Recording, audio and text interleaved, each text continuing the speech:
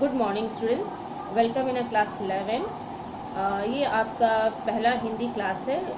तो आज मैं आपको बता देती हूँ कि आपको कौन कौन से बुक्स पढ़ने हैं और आपका क्वेश्चन का जो पैटर्न होगा वो पैटर्न क्या होगा, किस तरह से वो पैटर्न होगा वो मैं आपको थोड़ा सा बता देती हूँ। ठीक है, तो आपको 4 बुक पढ़ने हैं ISC में, और चारों बुक्स आपके लिए कंपलसरी होंगे। किसी भी बुक्स को आप मैंने त्याग नहीं सकते, छोड़ नहीं सकते। ऐसा ऑप्शन होता है ना कि हम इस बुक्स को पढ़ें और उस बुक्स को ना पढ़ें, लेकिन इसमें ऐसा कुछ भी नहीं है। चारों बुक्स आपको पढ़ने हैं। मैं आपको बुक्स दिखा देती हूँ ताकि आपको थोड़ा समझ में आ जाए। ये है आपका काव्य मंजरी, ठीक है। ये आपका पोइट्री बुक्स है, ये आपका काव्य मंजरी बुक है। इसमें 10 पोइट्री है जिसे हम 10, 11 और 12 दोनों में मिलकर पढ़ेंगे। ठीक है, कुछ पोइट्री हम 11 में पढ़ेंगे, कुछ पोइट्री हम 12 में पढ़ेंगे। दूसरा जो बुक है आपका प्रोज का बुक है जिसका नाम है गद्य संकलन।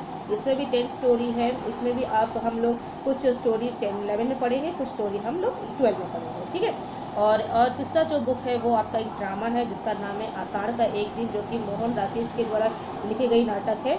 इसमें 3 भाग है और इसे भी हम जो है 11-12 में पढ़कर ही कंप्लीट करेंगे। कुछ भाग हम इसके 11 में कंप्लीट करेंगे, कुछ भाग हम इसके 12 में कंप्लीट करेंगे। इस तरह से हमको पूरा बुक कंप्लीट करना है।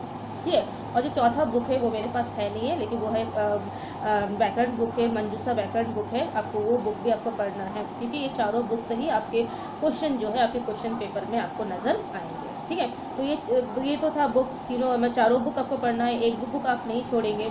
और जो क्वेश्चन का जो पैटर्न है वो भी मैं बता दे रही हूँ कि क्वेश्चन जो होगा आपका 80 मार्क्स का क्वेश्चन होगा। पहले 100 मार्क्स का था, लेकिन अभी आपको 80 मार्क्स का क्वेश्चन आप पेपर आपको मिलेगा। 20 मार्क्स जो है आपको प्रोजेक्ट पे दिया जाएगा। ठीक है, तो जो प्रोजेक्ट जो है, इसलिए आपको प्रोजेक्ट भी बहुत ध्यान से अच्छे से करना है ताकि आपका जो 20 मार्क्स है आपका कहीं पर भी ना जाए। अब जो 80 मार्क्स बचा है, उस 80 मार्क्स में आप जो है 40 मार्क्स जो है आपका लैंग्वेज में होगा और 40 मार्क्स जो है आपका लिटरेचर में होगा। ठीक है, तो जो 40 मार्क्स जो आपका है जो लैंग्वेज है, उसमें जो है आप 15 मार्क्स का आप कॉम्पोजिशन लिखेंगे। देखिए, पहले भी आप 15 मार्क्स का कॉम्पोजिशन लिख रहे थे, लेकिन उसमें जो वर्ड था वो था आपका 250। अब यहाँ पर जो हो गया 400। ठीक है, तो आपको 400 में जो है आपका कॉम्पोजिशन लिखना है, जो कि आपका 15 मार्क्स में होगा। ठीक है, और इसके बाद में जो है आप कॉम्प्रीहेंशन यहाँ पर करेंगे। पहले भी आपने कॉम्प्रीहेंशन किया है, लेकिन अभी आप जो कॉम्प्रीहेंशन यहाँ पर करेंगे वो आपका जो होगा वो कितना मार्क्स का होगा, 15 मार्क्स का होगा। ठीक है, इसमें 5 क्वेश्चन आपको दिए जाएंगे 3-3 मार्क्स के, और वो कॉम्प्रीहेंशन आपका 15 मार्क्स का होगा। तो ये कॉम्प्रीहेंशन और कॉम्पोजिशन दोनों मिलाकर हो गया हमारा 30 मार्क्स। अब बचे आपका क्या, आपका 10 मार्क्स बचा है। 10 मार्क्स में जो है आपका 5 मार्क्स का जो है आपका सेंटेंस को करेक्ट करने का रहेगा। मतलब आपको आपके सामने एक गलत सेंटेंस दे दिया जाएगा और आपको बोला जाएगा कि इस सेंटेंस को आप शुद्ध कीजिए, मतलब इसमें जो गलतियां हैं उन गलतियों को निकाल के शुद्ध कीजिए। तो वो ऐसा उसी टाइप का जो ग्रामर है, जो सेंटेंस करेक्शन वाला जो ग्रामर है, वो 5 मार्क्स का आएगा। ठीक है, और उसके बाद में जो है आपका ईडियम्स आएगा और प्रोवर्ब आएगा, जिसके आधार पर आपको वाक्य बनाना पड़ेगा। तो ये 5 मार्क्स का, तो ईडियम्स प्रोवर्ब वाला 5 मार्क्स का, और जो करेक्ट द सेंटेंस ये 5 मार्क्स, तो ये दोनों मिलाकर 10 मार्क्स का। यहाँ पर 30, यहाँ पर 10, तो हो गए 40 मार्क्स। तो इस तरह से 40 मार्क्स जो है आपका लैंग्वेज में रहेगा। ठीक है, तो अब जो है जो सेकंड पार्ट है आपका, जो लिटरेचर वाला पार्ट है, यहाँ पर जो है आपको 9 क्वेश्चन मिलेंगे। 9 क्वेश्चन कैसे मिल रहे हैं आपको? 3 क्वेश्चन आपको पोइट्री में से मिलेंगे, 3 क्वेश्चन आपको स्टोरी में से मिलेंगे, और 3 क्वेश्चन आपको ड्रामा में से मिलेंगे। ठीक है, तो इसमें से आपको 4 क्वेश्चन करना है। ठीक है, लेकिन इम्पॉर्टेंट बात यहाँ पर ये है कि आपको एक क्वेश्चन पोइट्री में से, एक क्वेश्चन स्टोरी में से और एक क्वेश्चन ड्रामा से अटेम्प्ट करना कंपलसरी है। आप यहाँ पर एक भी बुक को छोड़ नहीं सकते। ठीक है, तो तीनों बुक से एक एक अटेम्प्ट करना आपको जरूरी, इसलिए मैंने पहले ही कर दिया कि तीनों बुक, चारों बुक आपके लिए कंपलसरी है। हम कोई बुक्स को नहीं छोड़ेंगे। और बच्चा एक बुक, वो जो एक बुक है, वो एक जो क्वेश्चन है वो आप किसी भी बुक से अटेम्प्ट कर सकते हैं। आप चाहे तो आपको स्टोरी से भी कर सकते हैं, पोइट्री में से भी कर सकते हैं, या फिर ड्रामा में से, जहाँ पर आपको कंफर्टेबल लगे, जहाँ जो भी आपको कंफर्टेबल लगे आप वहाँ पर उसे कर सकते हैं। तो इस तरह से यहाँ पर जो है आपका 40 मार्क्स होगा। तो एक क्वेश्चन जो है आपका 10 मार्क्स का होगा, और इस तरह से 4 क्वेश्चन आपको करना है, तो 40 मार्क्स होंगे। ठीक है, आई होप कि आपको समझ में आ रहा होगा। ठीक है, अगर कोई परेशानी होती है तो मुझे ज़रूर बताइएगा। तो इस तरह से 9 में से आप 4 क्वेश्चन अटेम्प्ट करके जो है 40 मार्क्स का आप कंप्लीट कर रहे हैं, और यहाँ पर जो 40 मार्क्स का लैंग्वेज का वो भी आपका कंप्लीट हो रहा है। इस तरह से 80 मार्क्स का आपका पेपर रहेगा। तो ये आपका पेपर का पैटर्न है। ठीक है, अगर कोई प्रॉब्लम होगा तो आप मुझे ज़रूर बताइएगा, ठीक है। और बुक्स भी मैंने बता दिया, अब क्वेश्चन भी बता दिया। तो आज पहला क्लास है तो मैं चाहूँगी कि मैं आपको थोड़ा सा पढ़ाऊँ, लेकिन मैंने मुझे लग रहा है पता नहीं कितने लोग के पास बुक होगा नहीं होगा, कि और बिना बुक के समझ पाना थोड़ा मुश्किल होता है, ठीक है ना। तो मैं ज़्यादा नहीं पढ़ा रही हूँ, सिर्फ दो ही दोहे पढ़ा रही हूँ। हम जो सबसे पहला जो दोहा है, हम काव्य मंजरी स्टार्ट करेंगे। काव्य मंजरी का जो प्रथम जो कविता है वो है साखी, ठीक है, जो कि कबीरदास जी की लिखी हुई है। कबीरदास जी के बारे में हमने पहले भी पढ़ा है कि कबीरदास जी जो है निर्गुण धारा के कवि है, भक्ति काल के निर्गुण धारा के कवि है, और उन्होंने निराकार ब्रह्मा की उपासना की है। उन्होंने समाज के रीति रिवाजों और जो मूर्ति पूजा है, जो आडंबर है और जो अंधविश्वास है उस पर व्यंग किया है, उसका विरोध किया है, ठीक है। उन्होंने गुरु के सबसे अधिक महत्व दिया है, गुरु को उन्होंने ईश्वर से भी ऊंचा स्थान दिया है। उन्होंने अपने काव्य में ब्रज भाषा के साथ साथ जो है अन्य भाषा के शब्द भी हम लोग को देखने को मिलते हैं, क्योंकि कबीरदास जी जो है उन्होंने बहुत सारे देशों का भ्रमण किया है, और जहाँ पर भी जाते थे वहाँ से कोई ना कोई भाषा जो है वो सीखते थे और फिर उन्हें अपने काव्यों में स्थान देते थे। इस तरह से हमें जो उनकी भाषा में जो है उर्दू, अरबी, फारसी, ठीक है, संस्कृत और ब्रज भाषा तो है ही उनका। तो इस सब भाषा का मैंने भाषा के शब्द मिलते हैं, इसलिए उनकी भाषा को हम खिचड़ी भाषा या फिर सदुपरी भाषा भी कहते हैं। कबीरदास जी जो है वो पढ़े लिखे नहीं थे, इसलिए उनके जो भी वो बोलते थे वो दोहों के रूप में बोलते थे, ठीक है। और उनके दोहों से प्रभावित होकर बहुत सारे उनके शिष्य बने, और तब उनके शिष्यों ने जो है उनके दोहों को लिपिबद्ध किया, मतलब उसे लिखना प्रारंभ किया। तो उनका जो बुक जो जब दोहा लिखा गया तो उनका जो बुक की रचना हुई उसका नाम था बीजक। बीजक के अंदर ही हमें साखी, सबद, रमणी, ये बीजक के ही 3 भाग है। बीजक में ही 3 भागों में बांटा गया है बीजक को। एक है साखी, सबद, रमणी, ठीक है। तो उसका जो सबसे प्रथम भाग है साखी, वही हम पढ़ रहे हैं। हमने 10 में जो साखी पढ़ा था वो डिफरेंट है, ये जो साखी पढ़ रहे हैं वो डिफरेंट है, ठीक है। साखी का जो विस्तार है काफ़ी ज़्यादा है और कुछ कुछ चीज़ों को यहाँ पर बताया गया है। तो हम स्टार्ट करती हूँ मैं, ठीक है। आप देखेंगे हम लोग यहाँ पर जो फर्स्ट 2 दोहे मैं आपको आज पढ़ा रही हूँ, देखिएगा, सुनिएगा मुझे ध्यान से। अगर कुछ प्रॉब्लम होता है तो मुझे ज़रूर बताइएगा, ठीक है। और स्टडी मटेरियल में मैं आपका जो दोहा है वो दोहा भी मैं आपको दे दूँगी, और उसका जो मीनिंग है मीनिंग भी मैं आपको अपलोड करूँ, ताकि आपको समझने में कोई भी समस्या ना हो, ठीक है। चलो स्टार्ट करते हैं हम लोग। साखी है, कबीरदास जी की है आपका।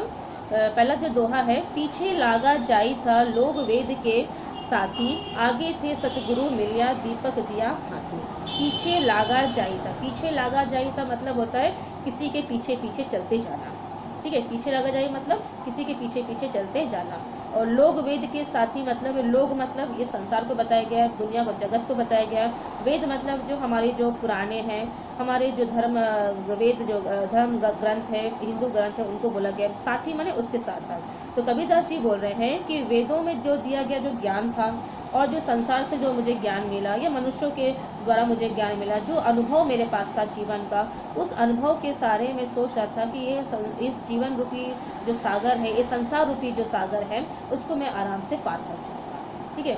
तो ये जो संसार रूपी सागर को पार करना इतना आसान बात नहीं है, लेकिन वो सोच रहे थे कि मैं जो वेदों का जो ज्ञान मिला है मुझे, और जो मेरा जो अनुभव है जीवन का, उस अनुभव के द्वारा मैं इस संसार रूपी सागर को मैं पार कर जाऊँगा, ठीक है। तो वे अपने समय की जो भी प्रचलित उनकी जो भी जो परंपराएं थी, हिंदू की जो परंपराएं थी, उनका वो अनुसरण करते थे। उनके जो वेदों और पुराणों में जो बोला गया है उसको मानते थे, और उनको मानकर ही वो जो है अपने आप को इस संसार रूपी सागर से पार करवाने का प्रयत्न भी कर रहे थे। लेकिन तो इतना कुछ होने के पश्चात भी वो जो पाना चाह रहे थे वो पा नहीं पा रहे थे, ठीक है। वो उससे वो प्राप्त नहीं कर पा रहे थे।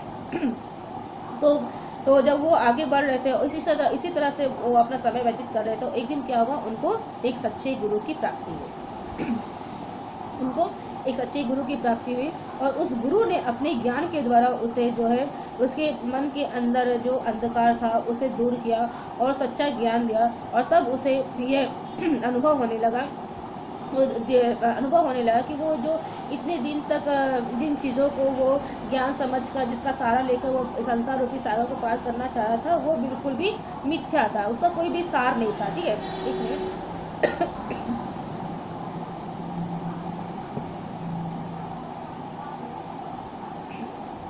तो इस तरह से फिर क्या किया उसने, कबीरदास जी ने किया, जब उस गुरु के द्वारा उन्हें सच्चे ज्ञान की प्राप्ति हुई तो उनके अंदर जो है ज्ञान का प्रकाश मिला, और फिर वो जो है उनका जो भ्रम था, उनकी जो भी गलत विचारधारा थी, वो बिल्कुल दूर हुई, और उनको पता चल गया कि मुझे ईश्वर तक पहुंचने का जो मेरा सच्चा मार्ग है वो क्या है, और फिर वो उसी पथ पर आगे बढ़ने लगे। ठीक है, तो ये आपका पहला दोहा है। दूसरा दोहा देखते हैं। आई होप कि आपको समझ में आ रहा होगा।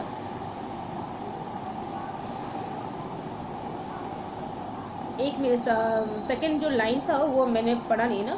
आगे थे सदगुरु मिलिया दीपक दिया हाथी, तो आगे इसका मीनिंग मैंने वर्ड मीनिंग मैंने नहीं बताया है ना। आगे थे सदगुरु मिलिया, मैंने जब वो आगे गए तो सदगुरु मैंने जो सच्चा गुरु होता है वो उनको मिलिया। दीपक दिया हाथी, हाथी मीन्स होता है यहाँ पर हाथ, उन्होंने उस गुरु ने उनके हाथ में ज्ञान रूपी दीपक को रख दिया। अर्थात कहने का मतलब है, जैसे ही उन्हें सच्चे गुरु की प्राप्ति हुई, उनके अंदर ज्ञान का प्रकाश उत्पन्न हुआ, और उन ज्ञान के प्रकाश के द्वारा उनके अंदर जो भी भ्रांति थी, जो भी भ्रम थे, वो दूर हुए, और ईश्वर तक पहुंचने का जो सच्चा मार्ग था उनके सामने खुल गया। ठीक है, अब हम दूसरा दोहा देखेंगे। कबीर बादल प्रेम का हम पर बरपिया आई, अंतरी भीगी आत्मा हरी भई बन राई। अब यहाँ पर कबीरदास जी बोल रहे हैं कबीर बादल प्रेम का। अब यहाँ पर जो है प्रेम को बादल के रूप से तुलना की गई है। प्रेम रूपी बादल है जिसके अंदर प्रेम की जो है बूंदे, वर्षा की जो बूंदे है वो प्रेम की बूंदों को रूप में बताया गया है। हम पर बरपिया, बरपिया मतलब होता है बरसना। तो कबीरदास जी बोल रहे हैं जब प्रेम का जो बादल था वो जब वो छाया और उससे जब वर्षा हुई, तो उसके वर्षा से क्या हुआ, अंतरी भीगी आत्मा हरी भरी बन राई। अंतरी माने अंदर, भीगी मतलब भीगना, आत्मा मतलब हमारा अंदर का जो सोल है उसको बोला गया है। हरी भरी बन राई, बन राई मतलब जंगल, हरी भरी माने हरा भरा होता है। जिस तरह से वर्षा होने पर जो जंगल जो हरा भरा हो जाता है, उसी तरह से कबीरदास जी बोल रहे हैं कि जब भगवान का प्रेम रूपी जब वर्षा हुआ बादल से, भगवान के प्रेम रूपी बादल से जब प्रेम का वर्षा हुआ, उस वर्षा से क्या हुआ, मेरा केवल शरीर ही नहीं भीगा बल्कि मेरी अंदर तक मेरी अंतर आत्मा भी भीग गई। और उस प्रेम के जल से मेरे अंदर जो है जो प्रसन्नता उत्पन्न हुई, उस प्रसन्नता से मेरा मन जो है, मेरे अंग अंग मेरा अंतर आत्मा जो है वो भी खिल उठा।